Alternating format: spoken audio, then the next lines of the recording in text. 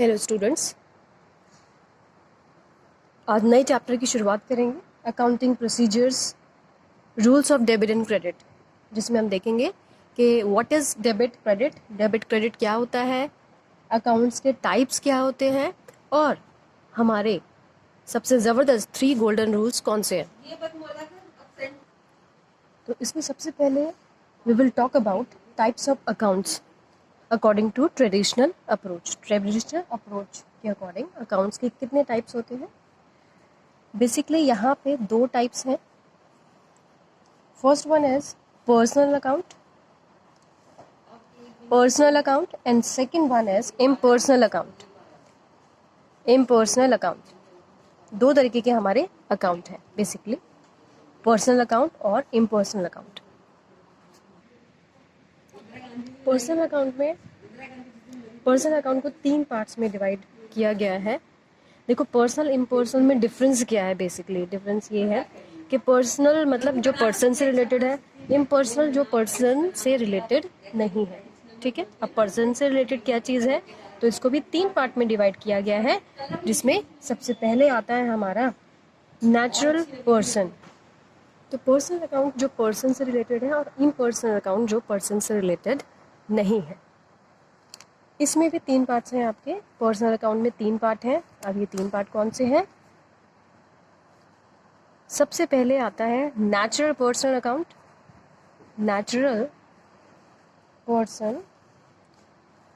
Account.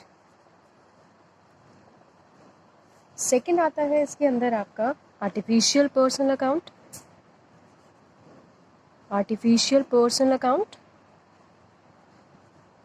and third one is representative personal account.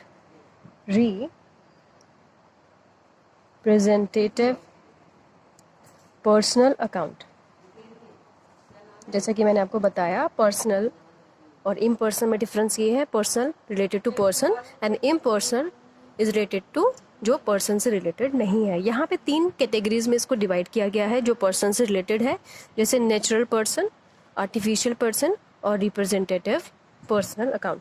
Natural person जैसे आप, मैं, हम, फ्रेंड्स, ये सब जो भी नाम हो वो सारा किस में आता है? नेचुरल पर्सन में आता है। जिस किसी का भी नाम है, जैसे हम कहें कि राम अकाउंट, रिचा अकाउंट, भाई आपने किसी से माल खरीदा, रिचा अकाउंट। ठीक है, जैसे सविता अकाउंट। ठीक है, जैसे चंचल अकाउंट, जैसे श्याम अकाउंट। तो दिस इज पर्सनल अकाउंट जो डायरेक्ट रिलेटेड टू किससे है? पर्सन से रिलेटेड है। अब ये आर्टिफिशियल पर्सनल अकाउंट क्या है? आर्टिफिशियल पर्सनल अकाउंट वो होते हैं जो आर्टिफिशियल तरीके से बनाए जाते हैं। जैसे कोई कंपनी अगर होती है तो उसको एक तरीके से पर्सन की तरह ही डील किया जाता है। कहते हैं ना, भाई इस कंपनी ने ऐसा कर दिया, या और कंपनीज का अकाउंट भी होता है ना। तो उनका आर्टिफिशियल उनकी आइडेंटिटी होती है, लीगली आइडेंटिटी उनकी होती है, यानी कि वो बनाए गए पर्सन है। ठीक है, लीगली तरीके से बनाए गए जो लोग होते हैं वो आर्टिफिशियल पर्सनल अकाउंट में आते हैं। जैसे हम कहते हैं कि भाई अडानी ग्रुप या अंबानी ग्रुप, इनकी कोई भी कंपनी है। ठीक है, जैसे एसबीआई क्या है? एसबीआई भी एक आर्टिफिशियल पर्सन ही है, सब जानते हैं उन्हें। बैंक ऑफ बड़ौदा ले सकते हो आप, कोई भी कंपनी ले सकते हो जो कंपनी खोल के बैठा होता है। जैसे रजनी ग्रुप एंड कंपनी ले लो, रजनी एंड कंपनी ले लो। ठीक है, तो ये आर्टिफिशियल तरीके से बनाए गए लोग हैं, इनको आर्टिफिशियल पर्सनल अकाउंट कहते हैं। ठीक है, एक्चुअल में जो पर्सन का अकाउंट है वो राम, रिचा, सविता, किसी का भी नाम हो सकता है, उनको कहते हैं नेचुरल पर्सन अकाउंट। अब आ जाओ representative personal account. Representative personal account कौन से होते हैं? तो इसको याद करने का सबसे बेटर तरीका ये है कि जिस किसी के भी आगे प्रीपेड लग जाए, जिस किसी के भी आगे अक्रूड लग जाए, जिस किसी के भी आगे आउटस्टैंडिंग लग जाए, ठीक है, आउटस्टैंडिंग लग जाए, या फिर अनअर्नड अनअर्नड कोई भी इनकम है आपकी, ठीक है, आउटस्टैंडिंग, अनअर्न, अक्रूड, प्रीपेड, इनके किसी भी एक्सपेंस के आगे या किसी भी इनकम के आगे अगर ये सारी चीज़ें लग जाती हैं तो उनको हम कहते हैं रिप्रेजेंटेटिव पर्सनल अकाउंट। अगर मैं रेंट को मान के चलूँ तो prepaid rent representative personal account है। अगर मैं इंटरेस्ट मान के चलूँ तो accrued interest representative personal account है। तो यहाँ पे रेंट भी हो सकता है, इंटरेस्ट भी हो सकती है, इनकम भी हो सकती है, सैलरी भी हो सकती है, कुछ भी हो सकता है यहाँ पे, ठीक है। लेकिन जिसके किसी भी के भी आगे प्रीपेड, अक्रूड, आउटस्टैंडिंग, अनअर्नड ये सारी चीज़ें ऐड हो जाती हैं तो this is called representative personal account, ठीक है। Is it clear now?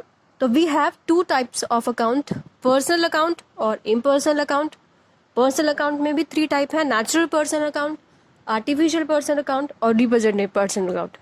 Direct related to person है किसी तो नेचुरल में आएगा, आर्टिफिशियल में आएगा, जो डायरेक्ट रिलेटेड नहीं है, जो आर्टिफिशियली तरीके से बनाया गया है वो आर्टिफिशियल पर्सनल अकाउंट है।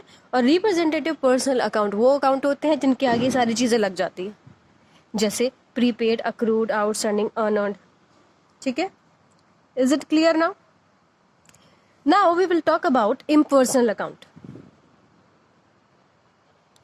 Impersonal account is divided in 2 parts. सबसे पहला है हमारा real account and second one is nominal account. Nominal account, ठीक है। तो 2 पार्ट में इम्पर्सनल अकाउंट को डिवाइड किया गया है, रियल अकाउंट और नॉमिनल अकाउंट। जैसा कि नाम से मैंने आपको बताया, जो पर्सन से रिलेटेड नहीं है, यानी कि जो पर्सन से रिलेटेड नहीं है तो कौन सी चीज़ें बची हमारे पास, जो एसेट के तौर पर है, राइट, जिसमें जान नहीं है, बेसिकली आप ये कह सकते हो, ठीक है। जैसे हमारी एसेट होगी, बिल्डिंग होगी, है ना, हमारी गुडविल होगी, तो ये सारी चीज़ें आती हैं इम्पर्सनल अकाउंट में। अब इसमें भी कैटेगरी है, तो कैटेगरी में एक बार देख लेते हैं हम कि रियल अकाउंट में क्या आता है, नॉमिनल अकाउंट में क्या होता है। नॉमिनल अकाउंट में बेसिकली अगर देखा जाए तो यहाँ पे 2 तरीके के अकाउंट आते हैं हमारे, रेवेन्यू एंड एक्सपेंस। कोई भी रेवेन्यू होगा या एक्सपेंस होगा तो उसको हम नॉमिनल अकाउंट कहेंगे, वो नॉमिनल अकाउंट की कैटेगरी में आते हैं। अब रियल अकाउंट क्या है? रियल अकाउंट में कौन से अकाउंट आते हैं? इसमें हमारी वो सारी चीज़ें आती हैं जो टेंजिबल एसेट्स हैं, टेंजिबल एसेट्स और इनटेंजिबल एसेट्स, ठीक है। टेंजिबल एसेट्स और intangible asset, tangible which can be seen and intangible which can not be seen, ठीक है। तो किसको आप देख सकते हो? किसको आप देख सकते हो? आपकी लैंड, फर्नीचर और मशीनरी आपकी, इन सबको देखा जा सकता है। तो दीज आर रियल अकाउंट्स, ठीक है। Real account tangible and intangible में आपके गुडविल आता है, आपके सॉफ्टवेयर्स आते हैं और आपके आते हैं पेटेंट्स। तो these are intangible assets but real account, both are real accounts, tangible और intangible both are real accounts। और nominal account में जैसे मैंने बताया आपको सारे खर्चे आते हैं, सारे खर्चे और इनकम आपकी नॉमिनल अकाउंट में आएगा। जैसे कौन से हमारे खर्चे हो गए भाई? जैसे रेंट अकाउंट, जैसे salary account,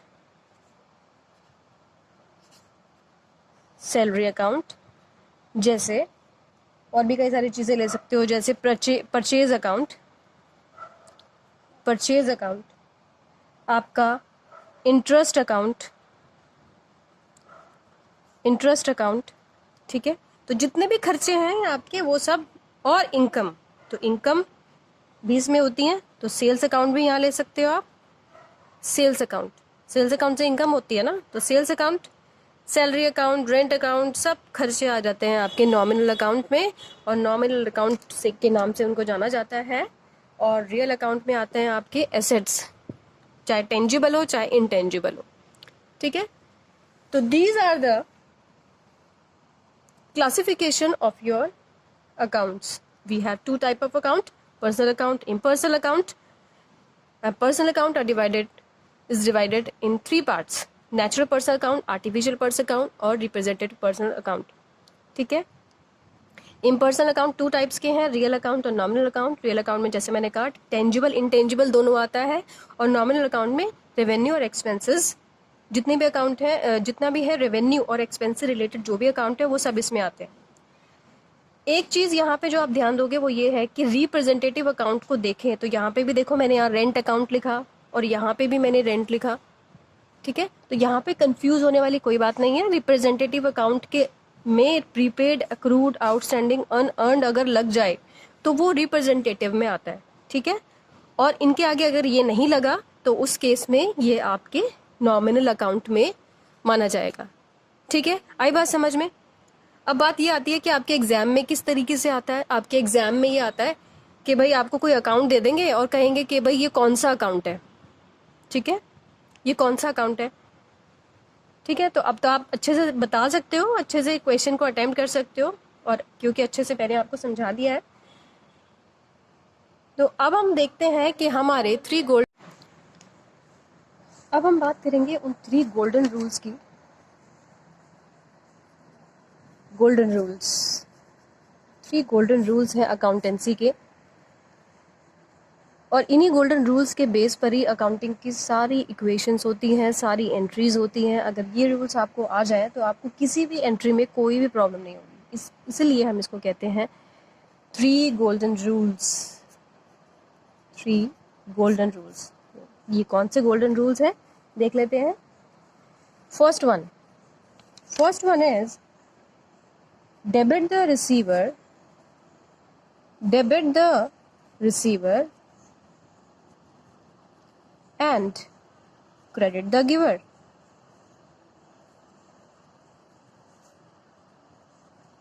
Debit the receiver, credit the giver. Debit the receiver, credit the giver. Second rule is, अभी मैं आपको बताऊंगी कि ये अप्लाई कैसे होगा सभी अकाउंट्स पे। Second is debit what comes in, debit what comes in and credit what goes out. Credit what goes out. And third one is debit all expenses, debit all expenses and credit all debit all expenses and losses and credit all incomes and gains. These are 3 golden rules. एक बार देख लेते हैं इन्हें, क्या चीज़ है ये। Debit the receiver, credit the giver. Debit what comes in, credit what goes out. Debit all expenses and losses, credit all income and gains. तो यहाँ पे इन रूल्स में आपको समझ में आ रहा होगा, क्या समझ में आ रहा होगा आपको? समझ में आ रहा होगा रिसीवर क्या होता है और गिवर क्या होता है। Debit all expenses and losses, expenses समझ में आ रहा होगा, लॉसेस, इनकम, गेन्स, कई चीज़ें समझ में आ रही होंगी। लेकिन 2 चीज़ यहाँ पे बार बार यूज़ की गई है, debit credit, debit credit, debit credit. तो ये डेबिट क्रेडिट क्या चीज़ है तो मैं आपको बता देती हूँ। डेबिट क्रेडिट का क्या मतलब होता है, हमारे जितने भी अकाउंट बनाए जाते हैं वो टी फॉर्म में बनाए जाते हैं। इस टी फॉर्म में अकाउंट सारे बनाए जाते हैं। ठीक है, इस साइड को हम कहते हैं डेबिट और इस साइड को हम कहते हैं क्रेडिट। यहाँ पे जो हम एंट्री करते जाएंगे किसी भी अकाउंट में उसको हम कहेंगे डेबिट कर दिया हमने, और यहाँ पे जब हम एंट्री करेंगे तो उसको हम कहेंगे कि हमने क्रेडिट कर दिया। आई बात समझ में?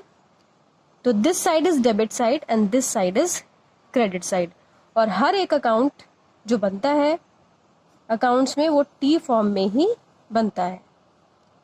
ठीक है, आई बात समझ में? इस फॉर्म में अकाउंट हमारे बनते हैं, इस फॉर्म में, इसको हम कहते हैं T format. Debit, this side is debit and this side is credit. अब आई बात समझ में। अब हम देखते हैं debit the receiver, credit the giver, debit what comes in, credit what goes out, debit all expenses and losses, credit all income and gains.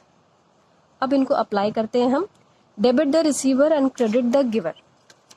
तो ये वाला रूल अप्लाई होता है आपके इस अकाउंट पे, किस पे, पर्सनल अकाउंट पे। यहाँ पे ये रूल आपका अप्लाई होता है, number 1 rule, debit the receiver, debit the receiver and credit the giver, credit the giver.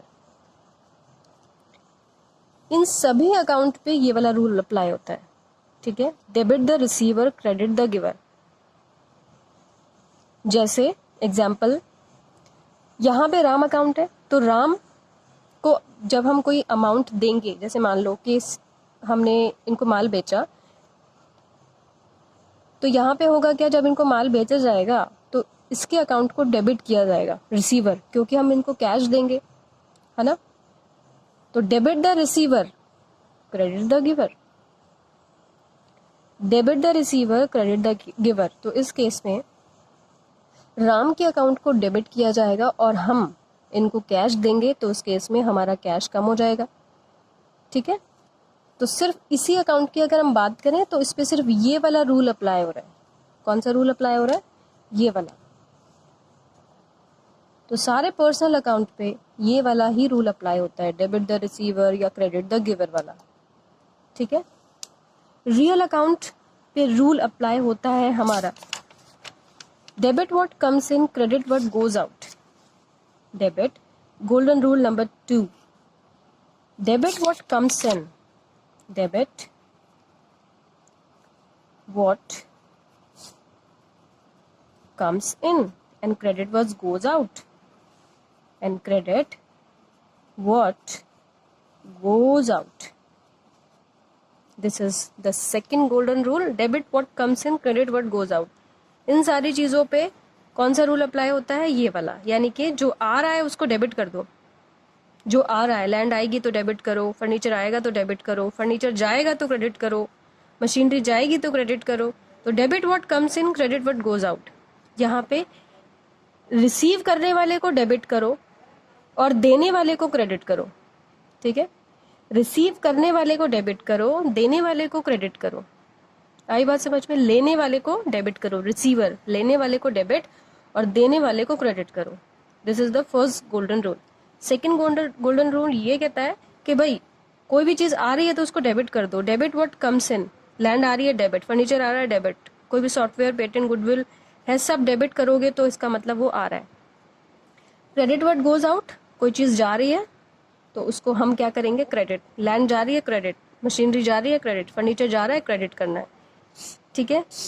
तो डेबिट क्रेडिट का क्या मतलब है, यहाँ लिखना है डेबिट, यहाँ लिखा जाएगा तो वो क्रेडिट होगा, ठीक है। आई बात समझ में। और यहाँ पे हमारा रूल अप्लाई होता है, debit all expenses and losses, credit all incomes and gains. Debit, यहाँ पे तीसरा गोल्डन रूल अप्लाई होता है जो ये कहता है कि जितने भी खर्चे हैं सबको डेबिट कर दो, जितने भी लॉसेस हैं सबको डेबिट कर दो। डेबिट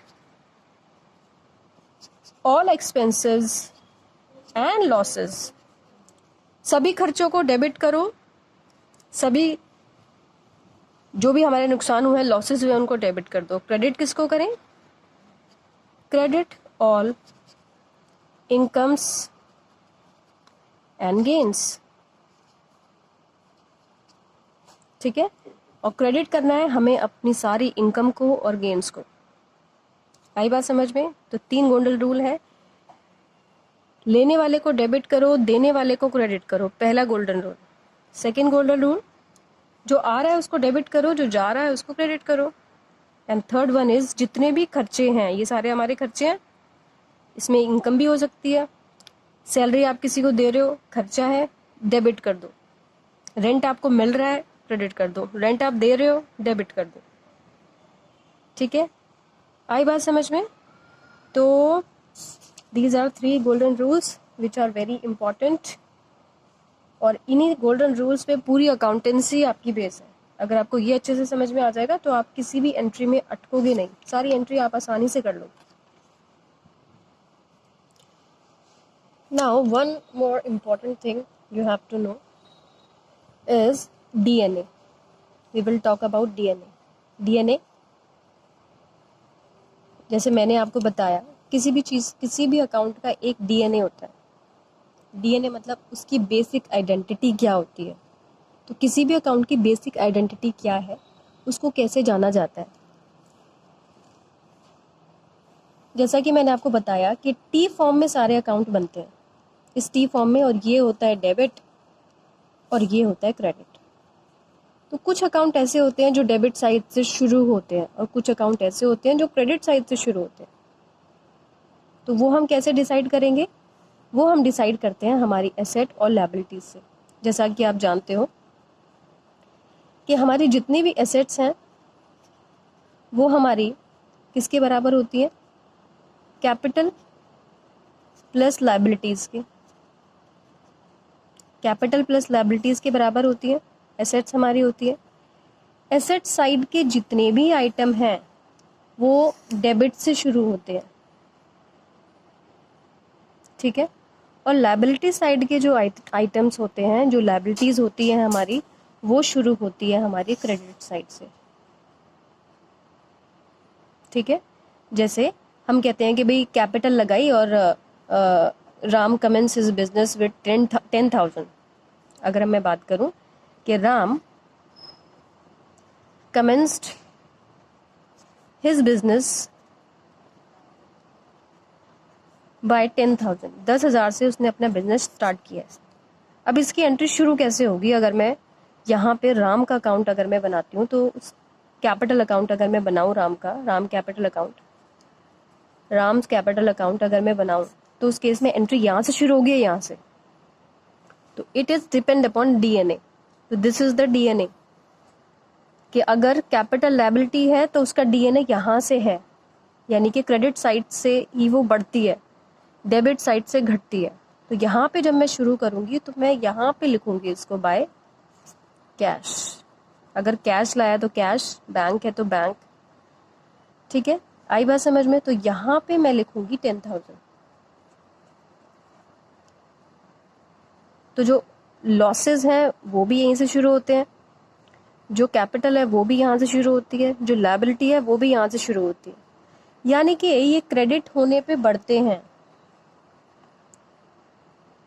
अब एसेट की अगर हम शुरुआत करें, अगर हम एसेट का अकाउंट माने कि भाई राम ने कमेंसमेंट बिजनेस 10,000 से तो किया है, लेकिन वो फर्नीचर भी लेकर आया है, फर्नीचर भी लाया है वो 10,000 का इसके साथ साथ. तो उस केस में जब मैं फर्नीचर अकाउंट बनाऊंगी, यहाँ पे जब मैं फर्नीचर अकाउंट बनाऊंगी, तो इस केस में शुरुआत कहाँ से होगी? क्रेडिट साइड से नहीं होगी, डेबिट साइड से होगी. क्योंकि मैंने अभी क्या बताया, ये इसका DNA है, ये यहाँ से शुरू होता है. तो यहाँ पे मैं लिखूंगी फिर,